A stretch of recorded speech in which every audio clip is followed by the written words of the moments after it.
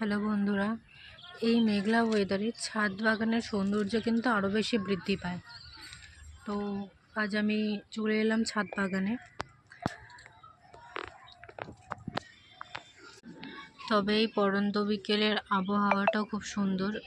চারিদিক যেরকম নির্ঝুমভাবে রয়েছে, তেমনই পাখিদের ডাক শুনতে পাওয়া যাচ্ছে।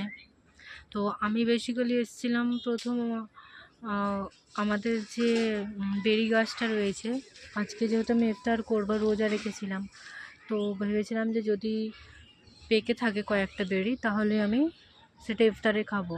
তো চলুন দেখা যাক যে বেরিগুলো পেকেছে কি না। তো আমি চলে এলাম এই ব্ল্যাকবেরি গাছের কাছে। তো দেখুন, এগুলো সব পেকেছে, মানে লাল লাল হয়েছে, কিন্তু একটাও কালো হয়নি। এবার কালো না হলে তো সেটা মিষ্টি লাগবে না। দেখুন, এই গাছে প্রায় অনেকটাই ধরেছিল। এবারে যখন কালো হয়ে যায় পাখিতে খেয়ে নেয়। সেরকম ওইদিকেও একটা গাছ আছে, আমি আপনাদের দেখাবো। এই যে এই গাছটা, এখানেও দেখুন পাখি নেই। এইটাও কেমন বেশ লাল লাল হয়ে রয়েছে।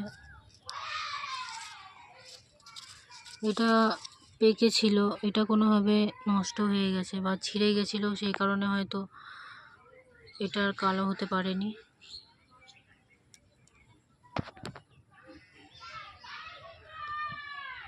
তো আজ আমার আর ব্ল্যাকবেরি খাওয়া হবে না।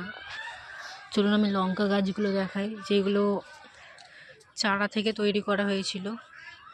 লঙ্কা গাছগুলোতে প্রচুর পরিমাণে ফুল হয়েছে আর লঙ্কাও খুব ভালো ধরেছে।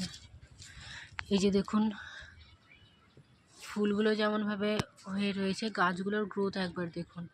আর দেখুন কতগুলো কাঁচা লঙ্কা হয়েছে। এইবারে আমাদের আর কাঁচা লঙ্কা কিনে খেতেই হবে না। প্রায় আমাদের 12-15টা মতন গাছ আমাদের হয়েছে। প্রত্যেকটা গাছেই ফুল ধরেছে আর লঙ্কা হয়েছে। তবে আমরা এই ইফতারের টাইমে লঙ্কার পকোড়া করেও আমরা খাচ্ছি।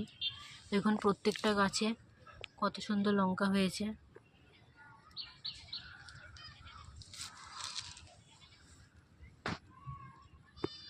এই লঙ্কাগুলোর সাইজগুলোও কিন্তু খুব বড় হয়।